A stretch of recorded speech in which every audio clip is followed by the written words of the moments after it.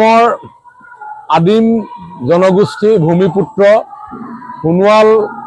কছাৰী সমাজে বাইথ দেৱতাক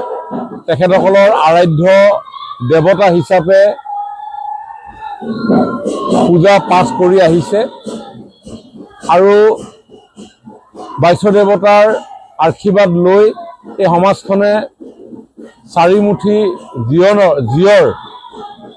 চাৰিমুঠি জীৱৰ মংগল কামনা কৰে আৰু এই বাইথ দেৱতাকে স্মৰণ কৰাৰ নিমিত্তে প্ৰত্যেক বছৰে খিং খিং বাইথ পূজা আয়োজন কৰে। অসম চৰকাৰেও সোণোৱাল কছাৰী সমাজৰ এই পৰম্পৰাগত ৰীতি নীতিক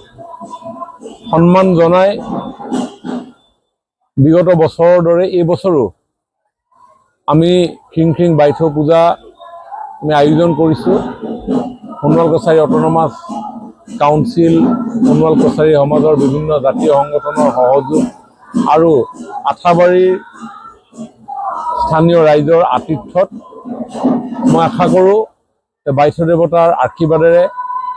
অসমৰ সমাজ জীৱন শক্তিশালী হৈ উঠাৰ লগতে সোণোৱাল সমাজৰো পৰম্পৰাগত ৰীতি নীতি কৃষ্টি সংস্কৃতিয়ে অসমৰ শক্তিশালী সমাজ গঠনত এক নিৰ্ণায়ক ভূমিকা পালন কৰক।